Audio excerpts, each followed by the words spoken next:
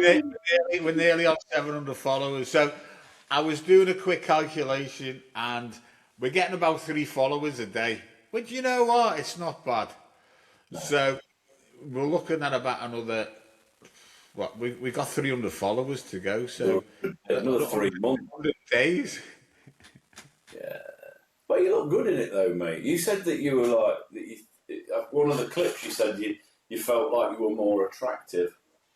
Yeah, well, no, I was just having a chat on my little daily videos that I put out, and it's like we're not going up that fast. So there must be some people out there who think I'm looking hot in the Everton shirt, like I look like a hottie. So do you want me to keep it on? It's just it's just my reasoning for why we're not getting, like, nobody's helping us out. It'd be really good if we can. I think I said on my video. I'll put it out later. If we could get somebody in Liverpool Football Club to help me put it out of this misery. Anybody know an ex Liverpool player, or anybody knows a current Liverpool player? Or anybody within Liverpool Football Club who can help us out. Yeah. You know. Collaboration out, see if they accept it. Yeah. You know what? I might stick it out on my LinkedIn profile. Yeah. I might do like a professional clip tomorrow. I might put a suit on over me fucking shit for LinkedIn. Hey, Charlie the Flasher. I've got quite a few contacts on LinkedIn. I've got about 15,000 followers on LinkedIn. So there should be somebody Yeah, in there who can help help me. you. They should help I you, don't. mate. They can help you. Yeah, I don't. To be honest with you, on LinkedIn, LinkedIn's weird because nobody's interested in what any other fucker's doing. I mean, they're not just interested in their own business. So yeah, LinkedIn's a weird platform. But I got a lot of business off it like a few years ago. Yeah, I've done loads on LinkedIn, mate. But I mean, I've got about half that amount of followers on LinkedIn. Anyway, good morning, everyone. Oh yeah, good morning. Good morning. I hope everyone's fine. Chatting amongst ourselves there. This will be coming out on Thursday, whatever date that is, the 30th, I think. But we are on Monday. So happy Monday, Charlie. How are you? How was the weekend? Yeah, it was okay. It was okay. Footy match on Saturday. My lad had he went down. I mean, our coach was reffing and he never give him a free kick. So Not I did that. win. No, you know what? They were 2-0 down. And like the week before, they were 3-0 down and come back and won 5-3. They were 2-0 down, and then I saw the mighty comeback coming on. They went up to 2-2, and then they lost 3-2. It was gutted. They didn't deserve to lose at all. But yeah, so my lad, he got like shoved, two-handed shove. He went over, but I think when he went over on his ankle. So I'm one of those dads. Yeah, you're fine. But like I'm going to him, you're all right at the edge of the pitch. And he's going, yeah. And anyway, I didn't, I knew he wasn't right, so I got the coach to like bring him off for so I could check him out, and he brought him off. And as soon as he got to the line, like he was in tears, going, oh, the ankle's killing me. So. Oh, So yeah, I give him the massage, the water on it, the magic water and all that. And he went back on. He went back on for like the last 5 minutes. But it wasn't right. And then he played rugby yesterday, and his rugby was awful yesterday. And it was because I know what it is, because his ankle's hurting him. yeah. And we've got a big, we got a big tournament on at this weekend in Rochdale. And he wants to play there. It's like the last game of the season in the rugby, and he'll want to play there. And he doesn't want to go to the hospital or go to the doctors. So my wife's in the hospital with him now. He's just had an X-ray, so waiting to see the doctor. So he might not be playing in the last game in the rugby. Yeah, he'll be gutted. He'll be absolutely gutted. He broke. Was it last year? The year before he broke his toe. And he couldn't take part in the school sports day, and he was gutted.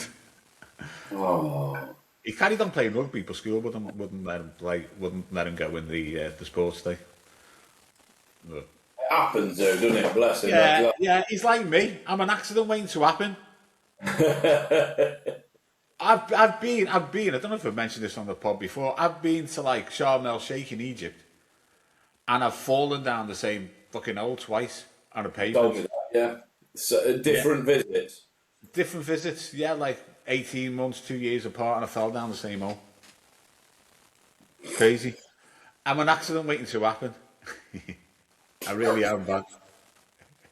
My What's missus, your? is- my missus is a bit accident prone as well. Like she falls over and fucking bangs into things all the time. But yeah, it's one of those, mate. Yes, did Liverpool win? Yeah, 3-1, mate. Yeah, I went out and I had a few pints on Friday night and Didn't went you for a win? You had a big win. yeah 5-0, mate. Yeah, So go on. How did it go with your few pints? brilliant, mate. Yeah, it's an eye opener because as expected, I had a couple. So we went for a pre pint before we went to the curry house. So I had a pint of Madry, and it was like the best thing I've ever tasted in my life. Do you know what I mean? It's one of them, and it's Did it go, weird did because I've it been go straight to drinking. your head? That one didn't. No, I've been drinking like non-alcoholic beer, so the taste shouldn't have been really a thing. Because I've been still having beers, but just not alcoholic. And then we got to the curry house. My missus was dead pissed off about this because she always likes to have a cobra with a curry. And we got there, and Julie and Ian were already there, and Julie had ordered her a cocktail. So she sat there with a cocktail. I don't go with the curry, does it? It's the beer with the curry, innit? We should So I call it ordered. Julie a bitch. Come on. No, she was all right. She was all right. But I said to Jane yesterday, I feel like I've got to take you for a curry now, so you can have a cobra with your curry, and then you can stop going on about the fact you had a thingy. I don't know if Julie and Ian watched the pod, but yeah, it was quite funny. But she enjoyed it. They had a couple of cocktails. I think I had two cobra while we were there, and after I'd had the first cobra. I think I felt drunk then. I felt like I'd had like what would have been 10 pints back in the day. Yeah, I yeah, yeah, yeah. felt a bit piddled, and then I had another one. Well, a long story short, mate. The old Chris just came back, mate, and I ended up having 11 pints, and Jaeger bomb. we ended up at we stayed out till 1 o'clock in the morning. Me and Jane did, but it was great. Really enjoyed it. It was just like hair down. Not got much hair, but it was just dead nice. Obviously went watched the football. Got in for. We missed the own goal, the first one. But I saw all the other goals. Me and Ian were inside. The girls were so gay though, mate. They were like, "Oh, no, I don't want to be in this pub because we can't sit down." So they all went. They went outside and sat outside. So like half time, went out for a cigarette. The fucking girls who sat there like looking. I'm like, "When you come in?" "I'm not coming in there because I need to sit down. I can't go in there. I'm not standing up." "Oh, fuck off then." So me and Ian went back inside and watched the end of the football. Like, it was good.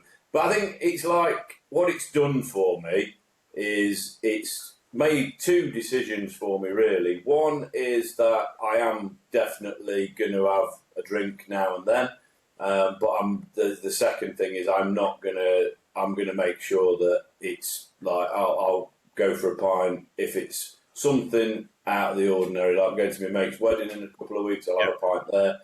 I'm going to Benidorm. I'll have a few beers there. If I come over and see you, I'll have a couple of beers with you. That kind of stuff. But I'm not going. I'm not going to be like it's Monday. I'm going to the pub like I used to be. I'm not going to like think I deserve it to go to the pub just because I've worked or just because I've mowed the lawn or whatever it may well be. Any excuse to go for a beer. So I'm not going to do that because I think like I was talking to Kimmy in the car about this on Saturday on the way to the gig. And I was like, she was exactly the same. She's like, I've never gone out to drink because I love the taste of beer. Do you know what I mean? Even though that first one was like fucking orgasmic, I go out to get drunk. So if I'm going to like enjoy drinking moving forward, I'll go out and I'll have a few and I'll get drunk and then I'll stop and then I won't do it for a bit and then I'll do it again. And I think I think that might be a way to move forward. I'm going to try not to have 10 pints every time I go out though, because I think that's just. I think that's the hardest bit. I think because if I go out, I mean, had a couple of pint cans in a Maggi, which I got the weekend before to drink, but because my dad was in hospital, I think I had one when I got the phone call, and I was like, I better have a drink just in case. So I had two cans left because somebody here had the other one, but I had 2 cans. So I had the barbecue on Saturday night, so we had those 2 cans. But I felt off my head after I had the 2 cans. Yeah. But now I'm going to go and see the Foo Fighters in about 8 weeks, I think it is. And I know I'm going to get smashed that night. I will be having 10, 12 pints that night. I don't know I will, because that's what I do when I go out with the lads. I don't know if that's an issue. I don't know if because it is good. I mean, it's like I said when we talked about it pre me going out on Friday. If it comes to a point where I can't, where I start going out more than once or twice a week, and I mean, there may be occasions where I do go out a couple of times a week. You never know, do you? But then Jane was saying on the night, she was like, "You've always not drunk though. You've always been able to like stop." It's like, so every dry January, Jane says you either do. You fuck up and you have a beer on the 2nd of January, which has happened a couple of times, not very often, or I don't drink till like March, April time. So I like have 3 or 4 months off where I don't drink at all, because those months are shit. It's cold, I don't really particularly. So yeah, it's one of them, and it's just about, I think, next step in my life is like being able to recognise that other people want to go out and have a beer with me. And if I'm not having a beer, I'm probably a bit miserable. I'm not my normal self, because I get lots of anxiety around it. But I didn't feel one bit of anxiety. I saw some old pals and this, that, and the other. Watched the football. Ended up getting pissed, but I didn't cause any bother to anybody. I wasn't like a bad drunk, I don't think. The hangover was rough Saturday morning. And I got a bit of the beer fear. What have I done? That I think there was. Yeah, I hate that. But other than that, it was fine. And I know like it's probably going to be at least another week or so before I have another beer. And I'll probably take it a little bit more steady than I did, because it's a wedding. And it's just like I don't want to be that person that makes a tit of myself or makes a tit of my missus or anything like that. Not that I ever really was that person in the first place, but you have that worry, don't you? Every now and then you go that 1 pint too far, don't you? Yeah. But but I got, I think Saturday, the one thing that I've obviously started smoking again, which I aim to try and knock that on the head again if I can. But the one thing that was like something that I'd forgotten about was that I got up on Saturday morning and I couldn't smoke. I couldn't have a cigarette. I just would not touch it. It was like, if I have a cigarette, I'm going to be sick. And then I think I had, so Saturday evening I had a couple, because I was at the gig. But yeah, it took me all day. I don't think I had a cigarette before I went to the gig. I think my first one was at the gig. It was the first one was at the gig. But yeah, it was good. It was nice. Do you know what I mean? It was just nice. The curry was nice. The company was lovely. And yeah, we had Liverpool. Forest won 5-0. And that was great. But then, obviously, watching the results come in on Saturday, I still think we are. I think you're safe. I think we're safe. I think we've got Newcastle at home and we've got Bournemouth at home, and I think we'll get 4 points out of those 2 fixtures. I think we'll beat Newcastle, and I think we'll draw with Bournemouth. Bournemouth are a bit of a bogey team for us. We could hammer them, but they generally we tend to lose to them away, and then we draw at home with Bournemouth. And then away from from home. We've done all right. So I don't know. I think we are safe, but both West Ham and Tottenham fluked it, didn't they, at the weekend? Well, Yeah, Tottenham yeah, yeah. fluked it. So they've come. I think there's a 5-point gap and a 3-point gap. I think, but our goal difference is better. So they still need more than West Ham still need more than a win. I can't remember if it's 3 or 4 points we're ahead of them, and there's 4 left. So I would imagine that we should be, if we can get 4 or 5 points. I think that's it. We'll do it. Maybe even 3. So. But yeah, I think we have got quite a tough run in though, because Chelsea.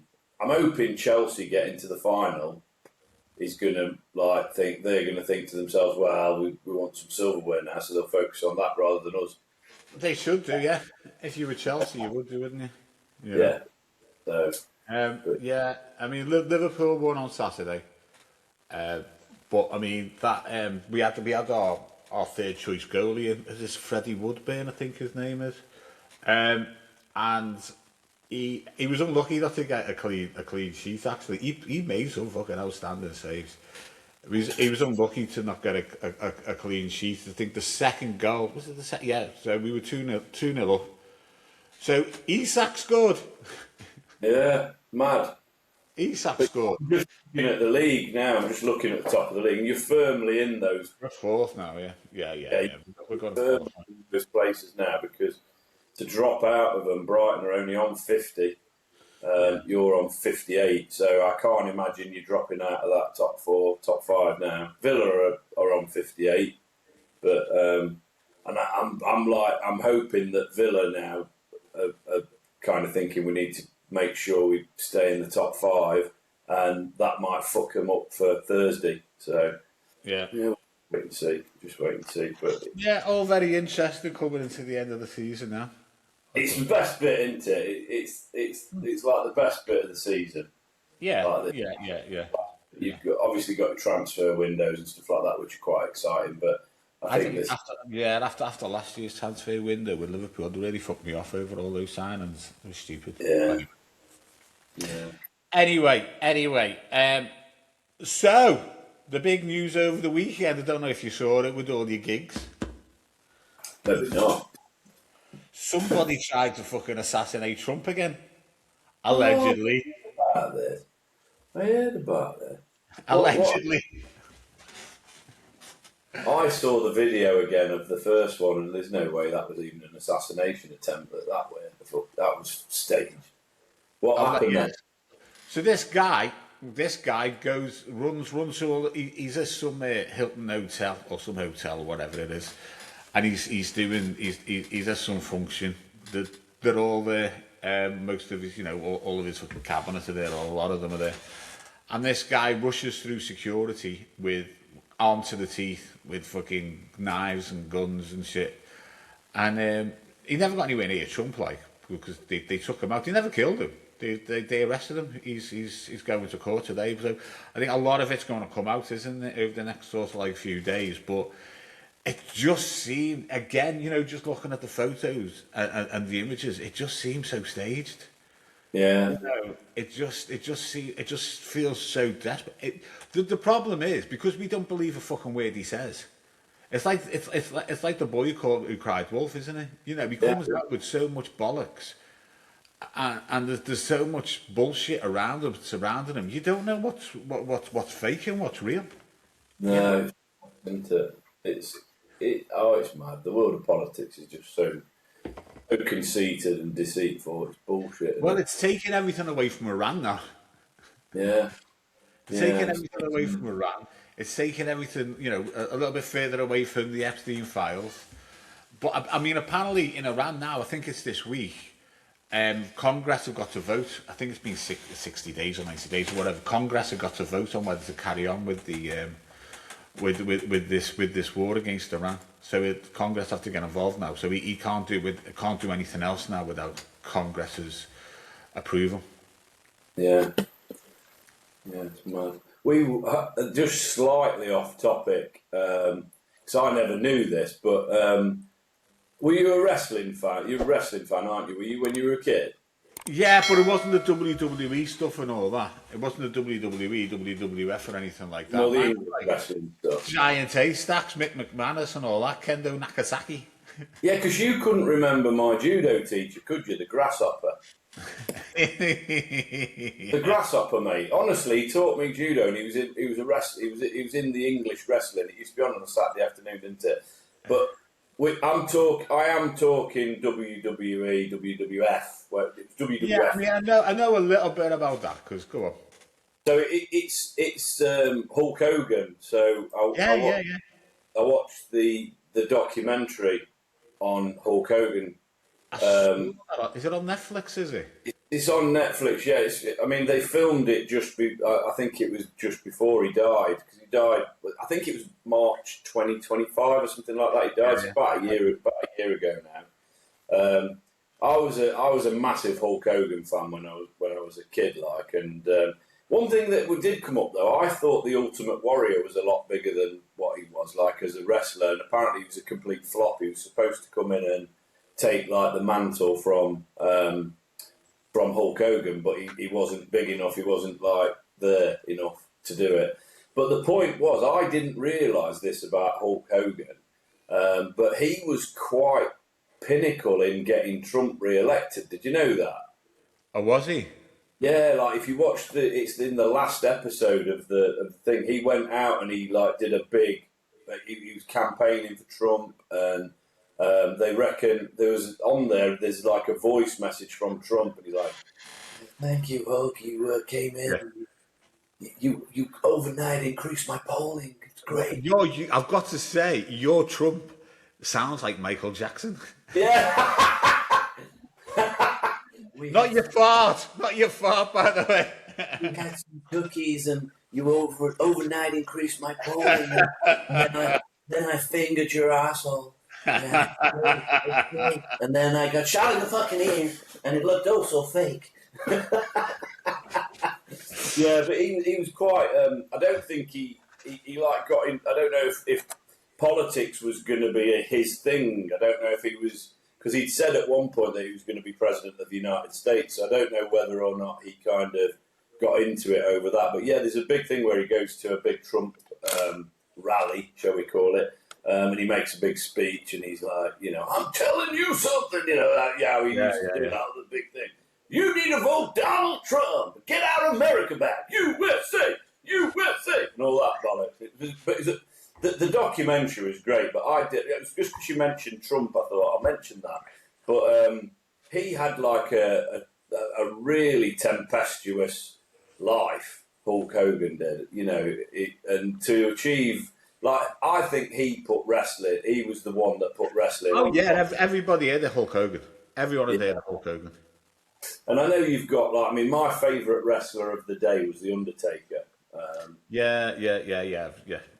But it was like, like Hulk Hogan, when he was the only person ever to body slam Andre the Giant. And, I mean, even though, like, you look at it and you watch the documentary, and Hulk Hogan is absolutely fucked, because every match that he did, he used to do that thing where he jumps in the air and then dart on with the leg onto the person, and then he'd tag him for the 1, 2, 3. And it was saying like every time he did that, his back was slightly buggered, and they showed like one bit where he's had so many back operations, like he could hardly walk at the end of his life. He was so fucked.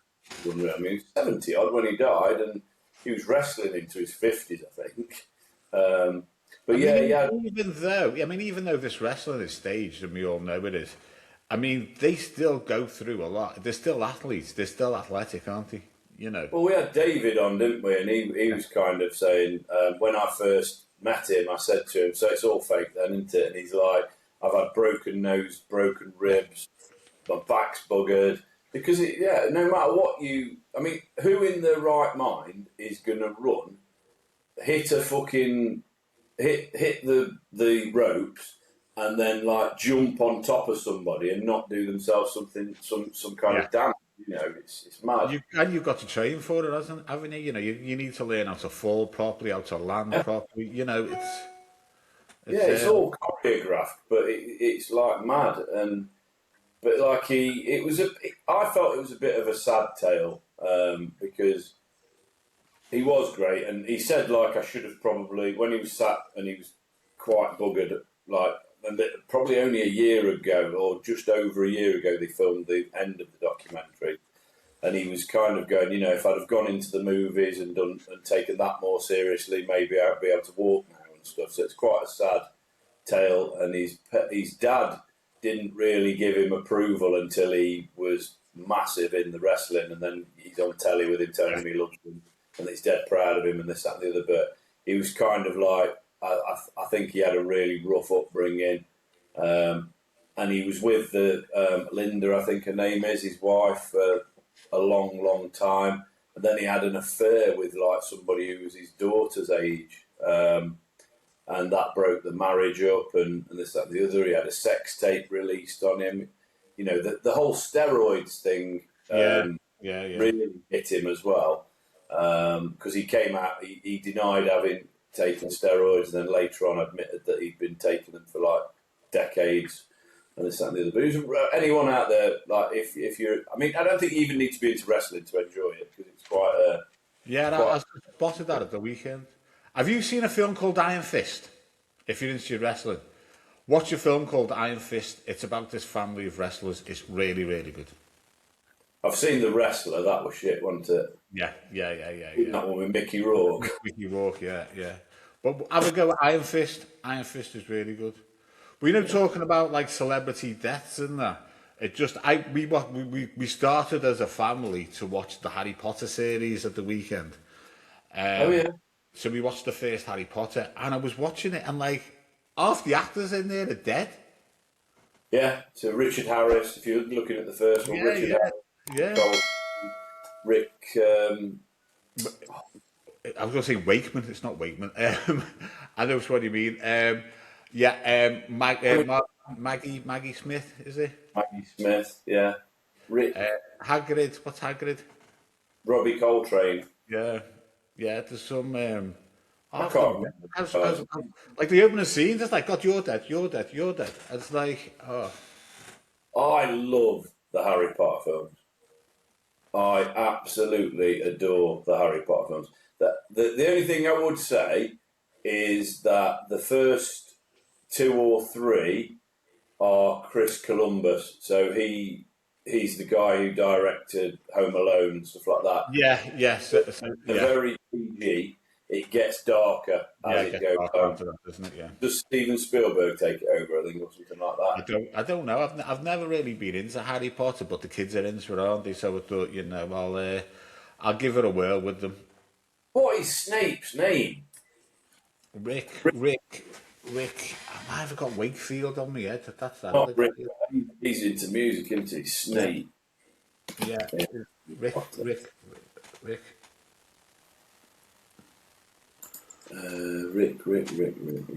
Come on. What is his freaking name? It's Alan Rickman. What? Alan Rickman. Alan Rickman. I had Rick in my head, so that's why I got Rick. Yeah, you put Rick in our heads. But I love the Harry Potter films. I absolutely love them. So my favourite one is The Prisoner of Azkaban. I think that's probably my favourite one. Is that like the 4th one along with it? You've got The Philosopher's Stone, Chamber of Secrets. What's the 3rd one? Is the 3rd one? I'm not sure what order they're in, mate. Okay. Yeah. I like those other things after them with Eddie Redmayne in it. Say again? Is it Fantastic Beasts? I like those ones. I watch them with Eddie Redmayne. I think he's a fantastic actor, he is. Yeah, they're good. Yeah, I can tell you the plots on the Harry Potter ones. I've watched them so many times because I watched them years ago, like before Jane, and then. Well, you know what? You're bigging yourself up here, saying I can tell you the plots of them. I've seen them that many times. You're bigging yourself up. You don't even know what fucking order they go in. Yeah, I think I have got the order. I think it's it's Philosopher's Stone. It's the Chamber of Secrets. I think it's the Goblet of Fire next. The Then I think it's the Prisoner of Azkaban. the creep. Then it's the Order of the Phoenix, and then it's the last one. But there's 2 films. So that's the I can't even remember the name of the last one. Your shit. Oh, you can do me a Harry Have Potter. you still got a hangover? No. You sure? No, I'm all right. Why? You just don't seem with it today. You're like Jane's she had about 7 drinks, I think, 7 or 8 drinks, and she was still hanging yesterday, mate. I was fine. Oh, if I go out on a Friday and have a skillful, I'm not. I'm done in then till Tuesday. Yeah, that's because I used to drink 3-4 days a week. Never used to get a hangover at all. Yeah. Kind of, it all melds into one, doesn't it? But no, I was hanging on Saturday, and then Sunday I probably felt a bit lackadaisical yesterday, but I went out and walked the dog and took them all for breakfast up the cafe, and all that good stuff. So it was quite nice. We've done 31 minutes chatting shit there, mate. We have spoken proper shit, haven't we? Yeah. What did we talk about? Football. We football, Trump, Harry Potter, curry, beer, cigarettes. We talk about the same shit every day, don't we? Hello at funnyfarmpod.co.uk. Send us an email. Give us some ideas on what to talk about. But you know what? Our conversations are quite funny, aren't they? You got to admit. Well, I think the point of it is, and we've said it like loads of times, it doesn't really matter what we talk about. We talk about stuff that we've done, what interests us, and hopefully it interests the people that are listening or watching. I know, and it's weird the people who listen, because I had a message off one of my dad's next door neighbours going, "I love you, Dad. Hope he's all right," and all that, And that's off the pod, though, Yeah, So nice. That's really nice, mate. Yeah. How is your dad? You know what? We went in on Saturday. I took the kids in on Saturday. They all got told off for jumping on the bed, and we had to go. We had to leave. Fuck the bed up. But he was sat up, and he was good. His speech isn't the best, but he's getting a little bit more. You can understand him a little bit more now. And compared to what he last Monday, I was really worried about him. But he was boss on Saturday, so the kids went in and pissed off the nurses. So I love it. All right, let's wrap this one up, mate, and we will see. This is coming out on Thursday, so we'll see you all on Friday. See you guys. Hello at funnyfarmpod.co.uk and all of our socials. Funny Farm Pod. You can find us anywhere. Find us everywhere And everywhere. like dog shit. We are.